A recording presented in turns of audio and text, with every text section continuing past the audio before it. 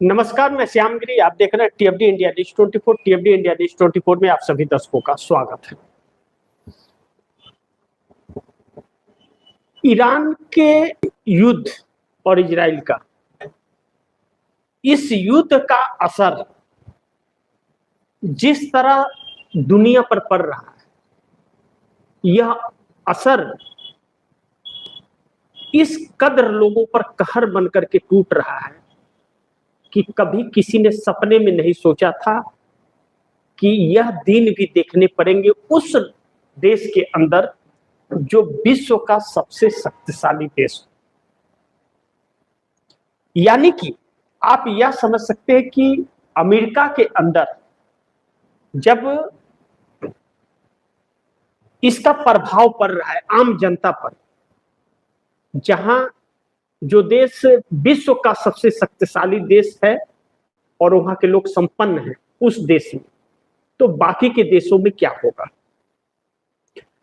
America के 50 राज्यों में 3000 शहर और 90 लाख लोग सड़क पर उतर गए अमेरिकी राष्ट्रपति ट्रंप के खिलाफ कि इस युद्ध से आप एग्जिट कीजिए या तो इस्तीफा दे दीजिए। अब ऐसे में अमेरिका के व्हाइट हाउस के अंदर बैठक बुलाई गई। ट्रंप के पार्टी के ही नेता भड़क पड़े हैं, गुस्से से लाल है, सेना लाल है, गुस्से से जनता लाल है। ट्रंप अलग थलग वाली परिस्थिति में। रिपोर्ट के अनुसार मैं अगर आप दर्शकों को बताऊं कि ईरान में अब ट्रंप करेंगे नया कांड, इस तरह की बात कही जा रही थी अमेरिका के अंदर। सुनकर भर के अपने ही पार्टी के सांसद सीक्रेट मीटिंग छोड़ करके भाग गए। ईरान के अंदर अमेरिकी राष्ट्रपति ट्रंप जमीन पर सेना उतारने की कवायद में लगे हुए हैं और वह बहुत घातक होगा। बहुत से सैनिकों की जान जाने का खतरा है, उसके बाद भी यह उतारू है। इसको लेकर के सुन करके इन्हीं के ट्रंप के ही पार्टी के सांसद भड़क गए और सीक्रेट मीटिंग चल रही थी इस युद्ध पर बात करने के लिए, और मीटिंग छोड़ करके चले गए। राष्ट्रपति डोनाल्ड ट्रंप की ईरान नीति को लेकर अब उनकी अपनी ही पार्टी रिपब्लिकन के भीतर बगावत शुरू हो गई है। एक सीक्रेट ब्रीफिंग के दौरान जो खुलासे हुए उसने अमेरिकी सांसदों के होश उड़ा दिए और उन्हें गुस्से में मीटिंग छोड़कर बाहर निकल आए। इसी बात को लेकर के ट्रंप कर रहे थे कि हम सीक्रेट मिशन करेंगे, वहां पर जमीन पर अपनी सेना को उतारेंगे, और ईरान वेलकम कर रहा है, कह रहा है आप आइए, आपका वेलकम है। 6000 नहीं 10,000 लेकर के आइए, हम आपका वेलकम करने के लिए तैयार बैठे हैं। और कहा जा रहा है कि 10 लाख सेना, 10 लाख सेना, वह सेना जो मारो या मरो में यकीन रखती है, उस तरह की सेना ईरान ने खड़ा कर रखी है। 10 लाख जो मारो या मरो में यकीन रखती है सेना, बाकी कुछ नहीं सोचती है वो। उस सेना के सामने टिक पाना कितना मुश्किल होगा। तो अमेरिका के अंदर विरोध हो रहा है। अब रिपब्लिकन पार्टी के जो सांसद हैं ट्रंप की पार्टी के, उन सांसदों का कहना है कि हम लोगों से झूठ बोला गया, ट्रंप ने सही जानकारी नहीं दी। आगे रिपोर्ट में लिखा जा रहा है कि प्रबल ट्रंप समर्थक माने जाने वाले माइक रोजर्स और तेज तर्रार सांसद नैन्सी मेस ब्रीफिंग के बीच में ही गुस्से में बाहर निकल आए। नैन्सी मेस ने सोशल मीडिया पर लिखा, अमेरिकी जनता को जो बताया जा रहा है और हमें जो ब्रीफिंग दी गई है, वे दोनों सैन्य उद्देश्य बिल्कुल अलग हैं। सांसदों को डर है कि ट्रंप गुपचुप तरीके से ईरान पर जमीनी हमले की तैयारी कर रहे हैं। अब ट्रंप जैसे मोदी जी हमारे देश में करते हैं, जनता को कुछ और कहते हैं, विपक्ष को कुछ और बताते हैं, अपने मंत्रियों को कुछ और बताते हैं और करते कुछ और है, करते कुछ और है। उसी फार्मूले को ट्रंप ने अपनाया, सांसदों को अलग चीजें बताई और जनता को अलग चीजें बताई। शुक्र है कि सांसदों को अपने कम से कम सही बताई, जनता को झूठ बोला। तो इनकी पार्टी के सांसदों ने गुस्सा जाहिर की कि आप जनता को कुछ और बता रहे हैं, हमें कुछ और बता रहे हैं, हम आपका साथ नहीं दे सकते। ऐसे में 50 राज्य के अंदर 3000 शहर, 90 लाख जनता सड़क पर उतर गई ट्रंप के खिलाफ।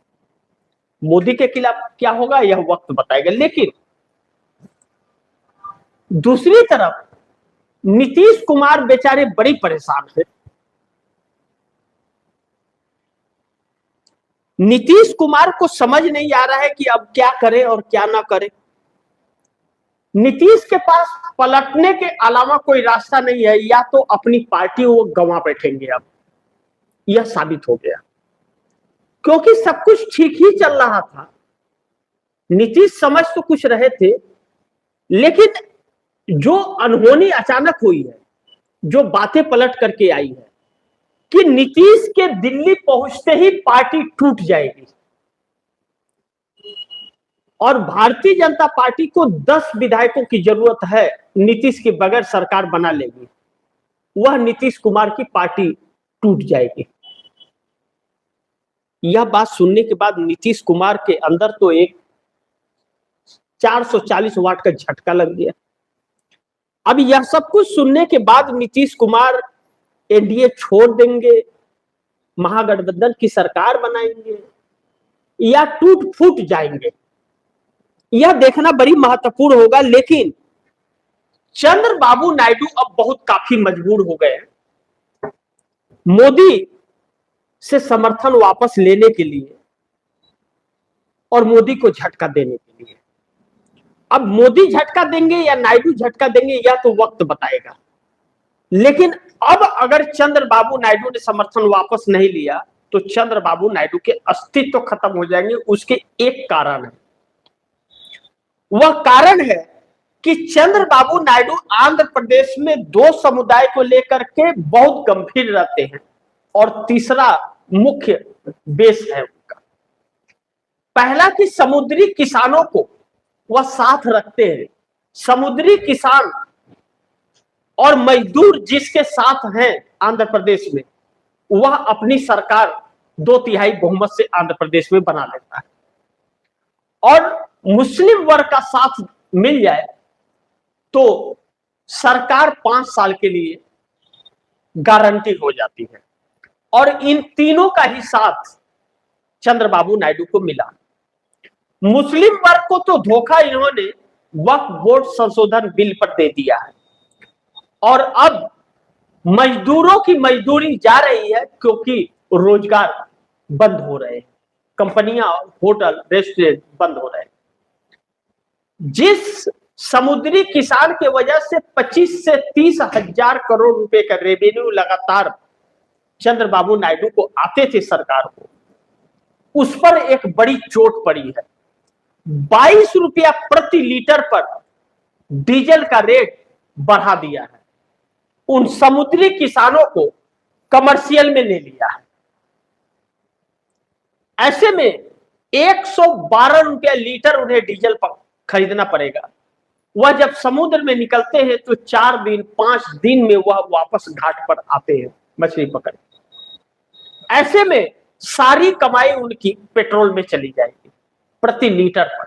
सोचिए 5 दिन में रात दिन 24 घंटा जब चलता है ना, तो कितना डीजल इकट्ठा होगा। ऐसे में उनके धंधे तो पहले ही चौपट थे अमेरिका के टैरिफ से और अब इस फैसले से। अब ऐसे में चंद्रबाबू नायडू का वोट बैंक पूरी तरह से खसक रहा है। अमेरिका के टैरिफ से वह समुद्री किसान पूरी तरह से नाराज थे। अपनी नाराजगी चंद्रबाबू नायडू ने जाहिर भी की थी नरेंद्र मोदी के पास आकर, सब्सिडी मांगा था। लेकिन अब तो पूरे वोट बैंक को खसकाने की कोशिश की गई। मोदी सरकार के पास कोई रास्ते भी नहीं है। अभी तो यह ट्रेलर है, पिक्चर अभी बाकी है। ईरान इजराइल का यह युद्ध किस हद तक ले जाएगा यह कहना तो अभी बहुत मुश्किल है, लेकिन कई देशों में लॉकडाउन लगना शुरू हो गया है और भारत में सिर्फ चुनाव के मद्देनजर सरकार किसी तरह घसीट पसीट रही है। नरेंद्र मोदी मोबाइल की लाइट जलवा रहे हैं। बहुत जल्द भारत में भी परिस्थितियां आएंगी। चंद्रबाबू नायडू का क्या फैसला होगा यह वक्त बताएगा, लेकिन एनडीए गठबंधन के अंदर बगावत बड़ी तेजी से बढ़ रही है। 3 सहयोगी दल मोदी का साथ कभी भी छोड़ सकते हैं, नीतीश, नायडू और शिंदे। ऐसे में इंडिया गठबंधन के 250 सांसद सरकार बदलने की तैयारी में जुटते हुए भी नजर आ रहे हैं। सफल होंगे या नहीं होंगे, लेकिन इंडिया को मिलेगा नीतीश, नायडू, शिंदे के 37 सांसदों का साथ। इस तरह की चर्चा चल पड़ी है।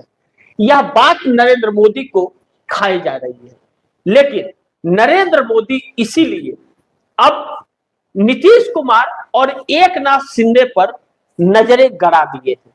अमित शाह अपना खेल लगातार खेलने की कोशिश कर रहे हैं, इनकी पार्टी को तोड़कर किसी भी कीमत पर डंडा बजवा करके अपने साथ लाने के लिए, ताकि भारतीय जनता पार्टी का किसी भी तरह से 257 हो जाएगा। अब ऐसे में 240 है भारतीय जनता पार्टी के पास, 7 एकनाथ शिंदे के, तो 7 में 1 उनके बेटे हैं, 6 तोड़ने का कोशिश किया जा रहा है, और 12 नीतीश कुमार के, यानी कि 12 6 18, यानी कि 158 सीटें हो जाएंगी। 158 भारतीय जनता पार्टी को हो जाएगी, तब नरेंद्र मोदी की कीमत बनेगी, वरना भारतीय जनता पार्टी और आरएसएस के अंदर भी नरेंद्र मोदी की बगावत हो रही है। ऐसे में चंद्रबाबू नायडू पर शिकंजा नहीं कस पा रहे हैं नरेंद्र मोदी, लेकिन चंद्रबाबू नायडू अपनी गुटी बराबर सेट कर रहे हैं और अब मोदी का साथ छोड़ने के लिए मजबूर हो रहे हैं। ऐसे में अगर नीतीश, नायडू, शिंदे के सांसद मिल जाते हैं तो 37 सांसदों का साथ इंडिया गठबंधन को मिल सकता है, लेकिन क्या इंडिया गठबंधन इसके लिए पूरी तैयारी कर रहा है या सिर्फ लग्गी से पानी पिला रहा है, यह तो आने वाला वक्त बताएगा। लेकिन वक्त बड़ी तेजी से बदल रहा है। जिस तरह से नरेंद्र मोदी के चेहरे से नकाब उतर रहा है और नकाब के पीछे का चेहरा जितना काला नजर आ रहा है, आज तक के देश के इतिहास में 1947 में आजादी मिलने के बाद और 2026 तक इतना काला चेहरा देश को सत्ता में कभी आया नहीं था। लेकिन हो सकता है कि पहली और आखिरी बार यह हो आरएसएस और भाजपा का, लेकिन अभी भी भाजपा हर नकेल और हर कदम उठाने को तैयार है। अमित शाह एक बिल लेकर के आ रहे हैं जिसमें सीआरपीएफ को पूरी तरह से अलग कर दिया जाएगा। पुलिस को अपनी प्राइवेट सेना बना करके उसे भरपूर ताकत देने की कवायद में लगे हैं। सीआरपीएफ जो हमारे देश का ताज था उसे नजरअंदाज किया जा रहा है, क्योंकि उनके लिए पुरानी पेंशन लागू है और सरकार किसी को देना नहीं चाहती। अगर यह बिल पास हुआ तो देश में तूफान मच जाएगा। एकनाथ शिंदे हो, चाहे नरेंद्र मोदी हो, चाहे चंद्रबाबू नायडू हो, नीतीश कुमार हो, सबकी उल्टी गिनती शुरू हो जाएगी जब सेना सड़क पर उतरेगी। यह सरकार जब से आई है सेना को अपना नौकर बना ली है, अपनी पार्टी के झंडे इससे समेटवाती है, उखड़वाती है और गड़वाती है, इस्तेमाल करती है, जबकि वह सेना ही हमारे देश की शान है। जब वह बॉर्डर पर पूरी रात जगते हैं तो 144 करोड़ देश की जनता रात भर चैन की नींद सोती है।